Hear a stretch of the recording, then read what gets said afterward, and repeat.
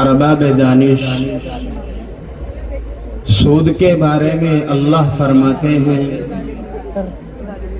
احل اللہ البیع وحرم الربا، کہ اللہ رب العزت نے خرید و فروخت کو حلال کیا ہے اور سود کو حرام کیا ہے۔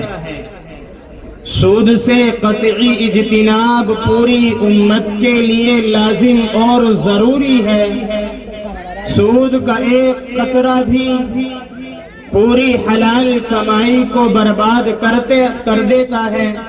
تو آئیے میں اسی موضوع پر تقریر کرنے کے لیے مدعو کر رہا ہوں مولوی محمد جنید سلمہ کو اس شعر کے ساتھ کہ سود کی حرمت ثابت ہے لا ریب کتاب و سنت سے، سود کی حرمت ثابت ہے لا ریب کتاب و سنت سے، حق نے خطاب عام کیا یوں دیکھو ساری امت سے۔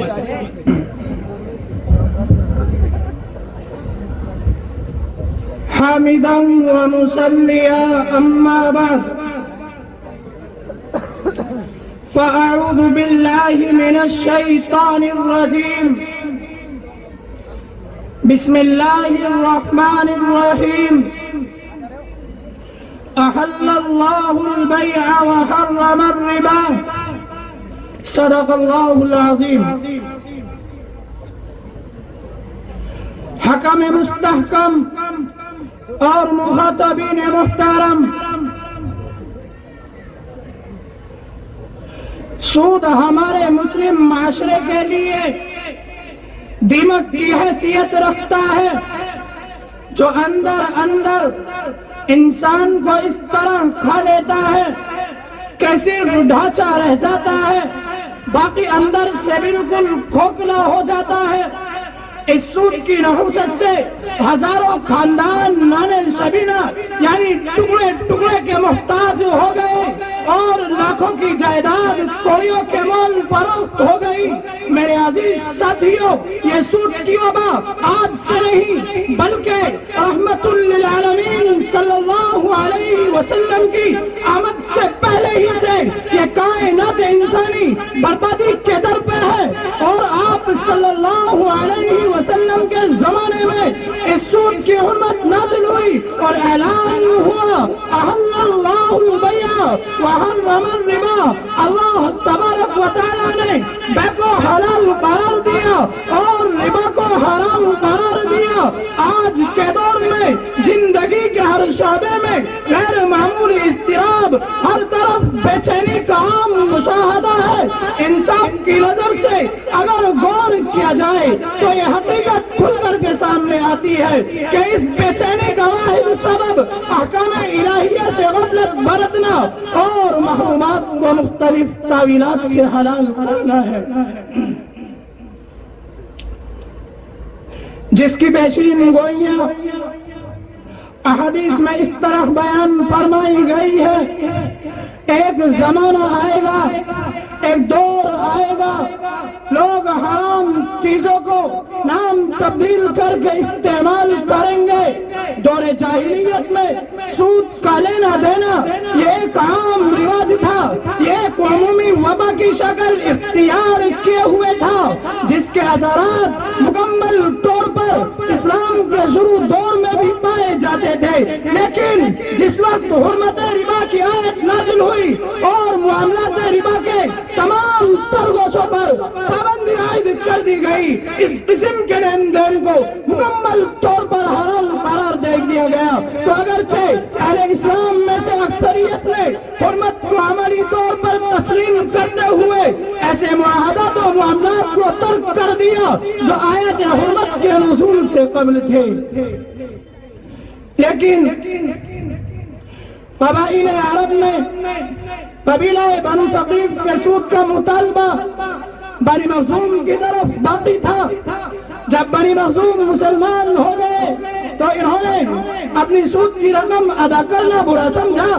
بنی ثقیف اس وقت مسلمان نہیں ہوئے تھے، انہوں نے اپنی سود کی رقم کا مطالبہ کیا تو بنی مخزوم نے دینے سے انکار کر دیا۔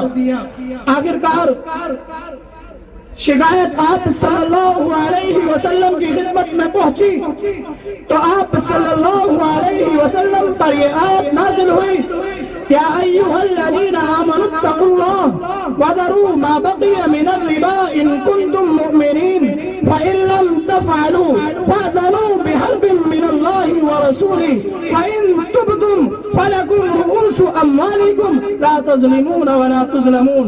अगर तुम तौबा करोगे तो तुमको तुम्हारे असल अमवाल मिल जाएंगे, न तुम किसी पर जुल्म करने पाओगे और न कोई तुम पर जुल्म करने पाएगा।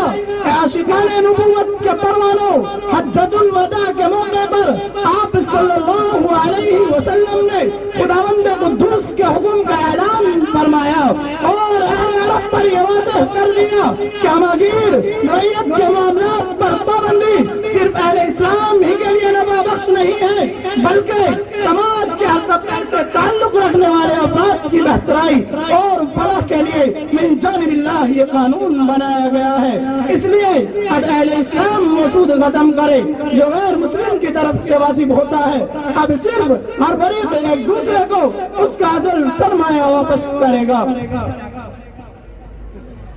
हाज़रीन अंजुमन, ये बात अज़हर मिन अश-शम्स है कि इस्लाम ऐसे निज़ाम की शिद्दत से मुखालफत करता है जिस निज़ाम से इंसानी हुकूक पामाल होते हो। इस्लाम का निज़ाम तमाम इंसानों के लिए बराबर है। इस्लाम ने सूद को हराम करार दिया।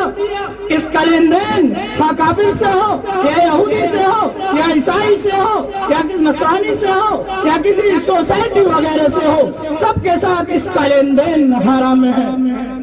सूदखोर के मुताल्लिक अल्लाह रब्बुल इज्जत का इरशाद है, अल्लज़ीना यअकुलून रिबा ला यक़ूमून इल्ला कमा यक़ूमुल लज़ी यतख़ब्बतुहु शैतानु मिनल मस।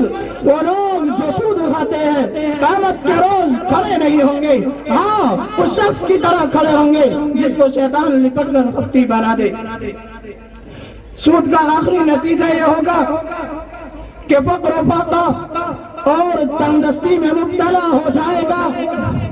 इसी तरह सूदखोर खा कितना ही मालदार हो, उसके माल में गैर महसूस तरीके पर आफत आती है। समाज के कमजोर अफराद की मजबूरियों से नाजायज फायदा उठाने वालों, हमेशा याद रखो कभी तुम्हें वो माल फायदा नहीं पहुंचाएगा, कभी भी तुम्हें माशरे के अंदर इज्जत की निगाहों से नहीं देखा जाएगा, क्योंकि हुजूर सल्लल्लाहु अलैहि वसल्लम ने सूद लेने और देने वाले पर लानत भेजी है। तो जिस शख्स पर आप सल्लल्लाहु अलैहि वसल्लम की लानत हो, उसको दुनिया और आखिरत की रुसवाई से कौन बचा सकता है। इसलिए अल्लाह रब्बुल इज्जत से दुआ कीजिए कि अल्लाह तबारक व तआला तमाम मुसलमानों को सूद जैसे हराम माल से महफूज रखे और आप सल्लल्लाहु अलैहि वसल्लम के बताए हुए तरीके पर चलने की तौफीक नसीब फरमाए। वमा अलैना इल्लल बलाग।